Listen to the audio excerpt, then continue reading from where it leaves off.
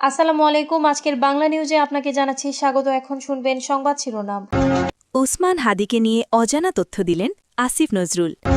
বিএনপির মিছিলে ঢুকে জয় বাংলা স্লোগান দেওয়ায় প্রতিবাদ করায় ছাত্রদল সভাপতির বাড়ি ভাঙচুর। চারদিকে লাখো হাদি, তারা ভয় পায় না, আমিও না, প্রেস সচিব। এই দেশে দিল্লির মসনদ জ্বালিয়ে দেওয়া হবে, হাসনাত। আমরা যদি ঐক্যবদ্ধ না হই তাহলে দেশ ধ্বংস হয়ে যাবে, তারেক রহমান। হাদিকে বর্তমানে কনজারভেটিভ ম্যানেজমেন্টে রাখা হয়েছে মেডিকেল বোর্ড।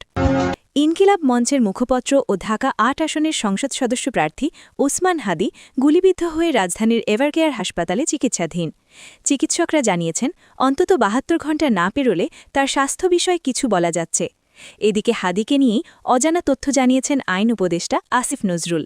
তের ভেরিফাইড ফেসবুক পেজে আসিফ নজরুল লিখেছেন, ওসমান হাদিকে সবাই চেনে সাহসী ও দেশপ্রেমিক মানুষ হিসেবে।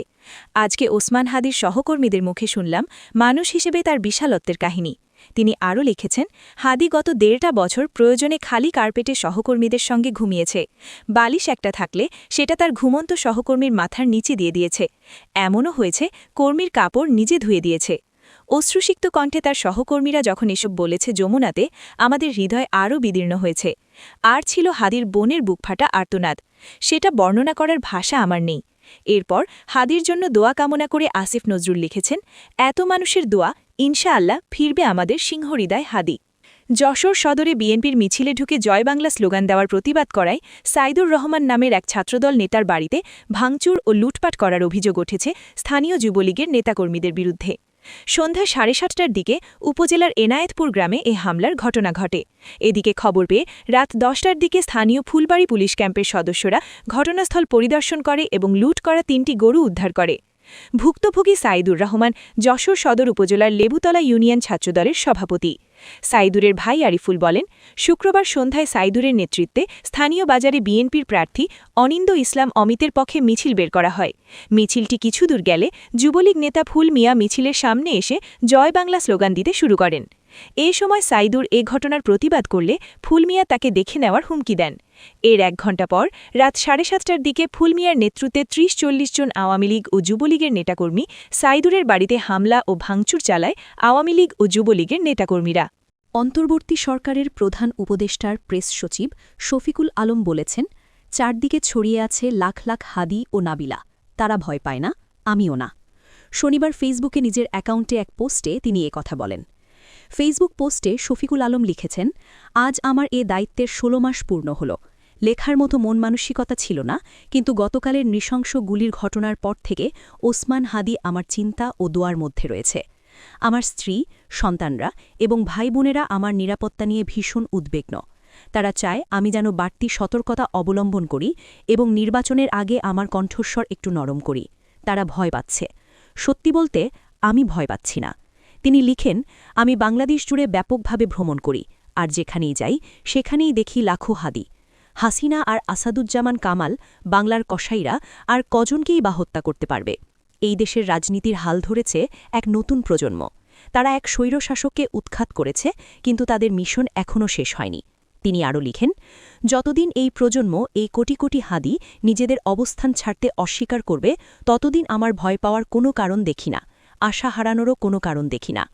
আনাসের মতো, যে শহীদ হওয়ার আগে তার মায়ের কাছে হৃদয় বিদারক একটি চিঠি লিখেছিল, এই তরুণরাও তাদের পরিবারকে প্রতিজ্ঞা করেছে, দেশটা ঠিক না করা পর্যন্ত তারা থামবে না।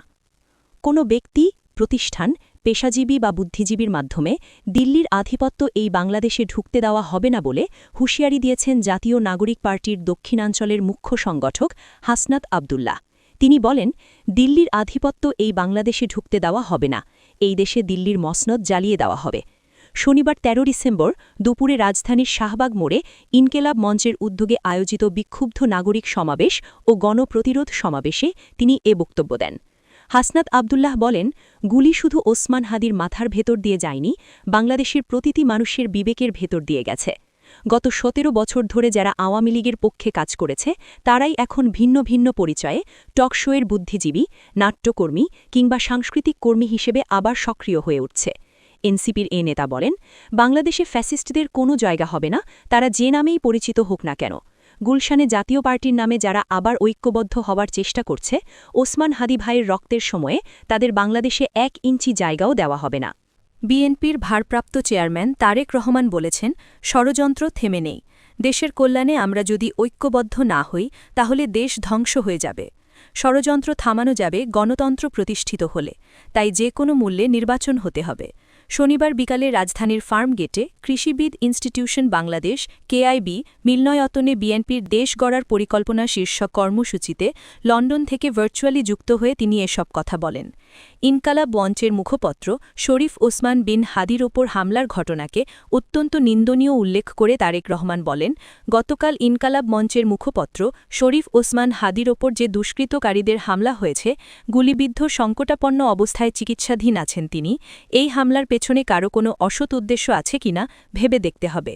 এ সময় তিনি কিছুদিন আগে চট্টগ্রামে বিএনপির এক নেতার ওপর হামলার ঘটনাও তুলে ধরেন এবং বলেন, এসব ঘটনা ঘটিয়ে কেউ হয়তো ফায়দা লোটার চেষ্টা করছে।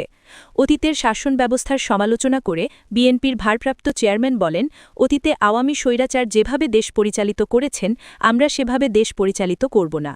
আমরা তার পরিবর্তন আনব, কল্যাণ করব। সেজন্য এই দেশ গড়ার পরিকল্পনা আমরা আপনাদের সামনে তুলে ধরেছি। ইনশাল্লাহ আমরা নির্বাচিত হলে বাস্তবায়ন করব। দলীয় নেতাকর্মীদের প্রতি আহ্বান জানিয়ে তিনি আরও বলেন, মানুষের কাছে আমাদের যেতে হবে। একজন রাজনৈতিক ব্যক্তি হিসেবে আপনারা মানুষের সঙ্গে মেশেন, তাদের সঙ্গে কথা বলেন। আমাদের বসে থাকলে চলবে না। ইনকালাব মঞ্চের মুখপত্র ও ঢাকা ৮ আসনের সম্ভাব্য স্বতন্ত্র প্রার্থী শরীফ ওসমান হাদিকে বর্তমানে কনজারভেটিভ ম্যানেজমেন্টে রাখা হয়েছে বলে জানিয়েছে তার চিকিৎসায় গঠিত মেডিকেল বোর্ড। শনিবার মেডিকেল বোর্ডের এক আনুষ্ঠানিক বিবৃতিতে বিষয়টি জানানো হয়। বিবৃতিতে মেডিকেল বোর্ডের পর্যবেক্ষণ ও সিদ্ধান্তগুলো তুলে ধরা হয়। সেগুলো হল: ১. রোগীর মস্তিষ্ক মারাত্মকভাবে ক্ষতিগ্রস্ত হয়েছে। যেহেতু সার্জিক্যাল হস্তক্ষেপ সম্পন্ন হয়েছে, তাই বর্তমানে তাকে কনজারভেটিভ ম্যানেজমেন্টে রাখা হয়েছে। ব্রেন প্রোটেকশন প্রোটোকল অনুসরণ করে প্রয়োজনীয় সব সাপোর্ট চালু থাকবে। শারীরিক অবস্থা কিছুটা স্থিতিশীল হলে পুনরায় ব্রেনের সিটি স্ক্যান করা হতে পারে। ২. ফুসফুসে ইনজুরি বিদ্যমান রয়েছে। চেস্ট ড্রেন টিউব দিয়ে অল্প পরিমাণ রক্ত নির্গত হওয়ায় তা আপাতত চালু রাখা হয়েছে। ফুসফুসে সংক্রমণ ও ARDS প্রতিরোধের বিষয়ে সর্বোচ্চ সতর্কতা অবলম্বন করে ভেন্টিলেটর সাপোর্ট অব্যাহত রাখা হবে। ৩. কিডনির কার্যক্ষমতা বর্তমানে ফিরে এসেছে। এটি বজায় রাখার জন্য পূর্ব নির্ধারিত ফ্লুইড ব্যালেন্স যথাযথভাবে চালিয়ে যাওয়া হবে।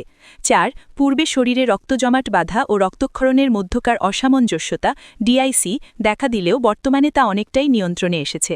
এ অবস্থা সার্বক্ষণিক মনিটরিং করা হচ্ছে এবং প্রয়োজন অনুযায়ী রক্ত ও রক্তজাত উপাদান সঞ্চালন অব্যাহত থাকবে।